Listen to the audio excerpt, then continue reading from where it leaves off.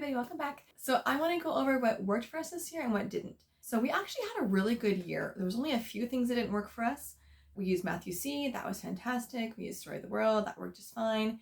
So mostly I'm going to talk about new things we've added this year. There's only a few things that didn't work. So since almost everything worked for us, I'm just going to do a couple of top honorable mentions for the things that did work for us. Okay, so the first thing that didn't work was Home Geography for Primary Grades by CC Long. This is listed as being for 3rd to 6th graders on Rainbow Resource, and it's recommended in the Ambleside Online website. So I thought it'd be great because Ambleside Online is known for being rigorous and challenging and using living books. I don't consider this book to be a living book. It's more that kind of flowery, sugary, sweet writing that to me is not the same as a living book. I know, but that tends to cross over into living book territory quite a bit. I don't know how to explain it more than that, but you can always check the book out from your library and see. Another thing I didn't realize when I first got it is that it was actually originally published in 1894. I don't like using science books that are very, very old. This was a very, very, very basic introduction to geography. We've done much more advanced in-depth things before, but I honestly wouldn't use it past 1st grade. Was shocked at how easy it was. We did use the whole thing, but I would not use that again, ever. The second failure we had was diagramming. This is the beginning level. This is from the Critical Thinking Company. And the program itself is not bad. The program is fine.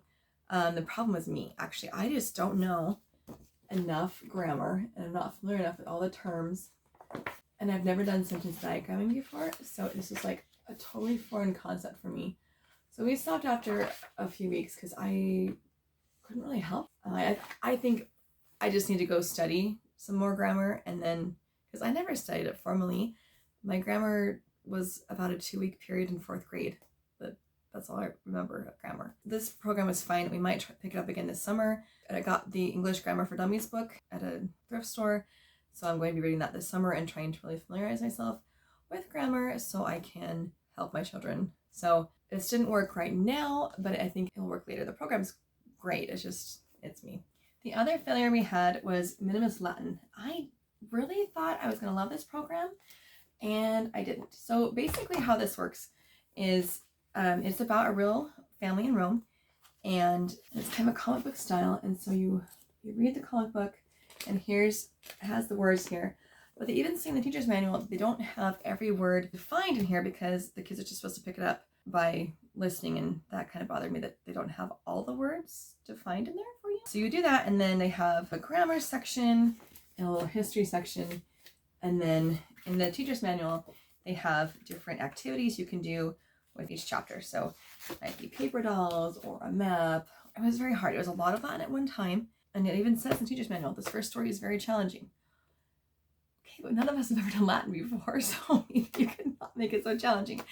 So I just felt like it didn't stay on the same word for long enough to learn it. The words weren't really repeated much. It wasn't working, so we ended up dropping this. So I would not use that again, but the Latin I'm going to show you that we switched to is a much better choice.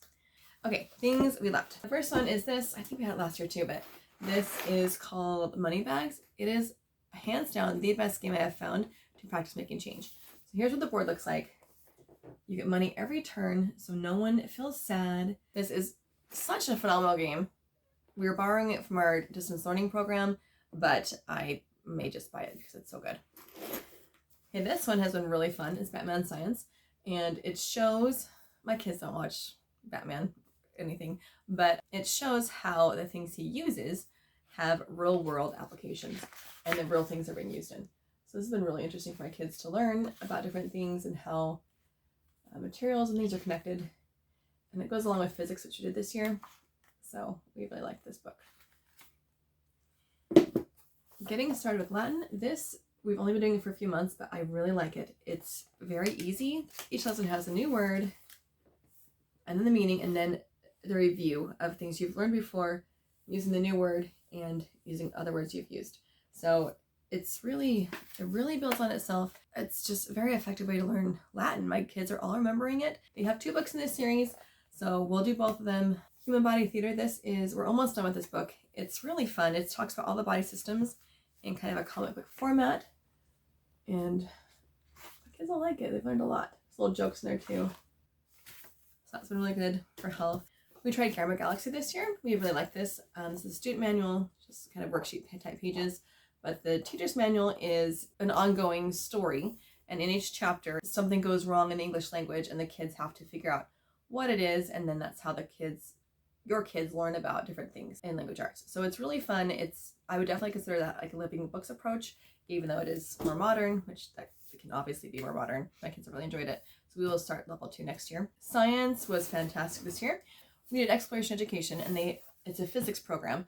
So they have 3 levels. So we did the first 2 levels. This is for my daughter. She's only 6. And so this one is for 1st through 3rd grade, I think. And then this one is 4th through 6th. I'll put it up on the screen. We have really liked this. It's online, so you read the information, and I'll do a video and link it showing a complete walkthrough and what the lessons look like online.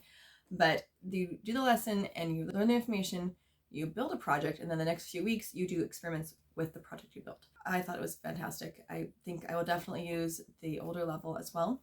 I probably would not use this level for higher than 1st grade. A lot of it was quite easy for my daughter, but it also was very, very short lessons, which is great for her short attention span. But I think she could have been more challenged with it. So I would think maybe kindergarten to 1st grade at the very latest for the 1st level. The other thing we're also absolutely loving, this is We Rock. It's a music lab. And so we are studying modern music this year. And this is the history of rock and roll. And it's so great because each page just has a person on there, a little biography about them. They sometimes have a thought exercise or something you can try at home. We usually just talk about that. So how I do this is I read it to them, show them a picture, and listen to a song. And then each day I listen to one of their songs, and I say, oh, this is, whatever song by whoever, and listen to it in the morning. Just 1 or 2 songs a day. And then after we've done all that and read this and stuff, and then the last day they have a song analysis, and it's one of the songs you've already covered in here, and it tells you what's happening each part, like the verse 1, verse 2, breaks, chorus, whatever. So I'll put that on YouTube on our TV, and I'll pause it at that part and say, okay, now here's where the drums come in or whatever, and read that to them. And you can really hear the parts of the music when it's explained to you. So we've been really liking that. We're not that far in because it takes about 2 weeks to get through each person, but my kids are loving it and I'm loving it too. So if you want a modern music study, check this out. I completely forgot to mention Essentials in Writing, which is crazy because we love this program. And I'm sorry I'm a little sick for this edit. We've used this program before, and it has been an absolute game changer in our homeschool. This year we use levels 1, 3, and 4, and it's a complete curriculum, and it includes grammar and writing. The lessons are all taught by Mr. Stevens through an online streaming through the website. He is an excellent teacher, and the lessons are very short, just like 3 to 6 minutes. There's graphic organizers for each writing assignment, and the concepts are broken down into very small chunks, so it's really a great choice if your child is dyslexic or a reluctant writer. We tried multiple writing programs with my oldest, and this is the only one that taught him to write. So it has been an incredible change, so please check it out. So let me know what worked for you and what didn't work for you down in the comments. I'd love to hear it. All right, please like and subscribe. I'll see you next time.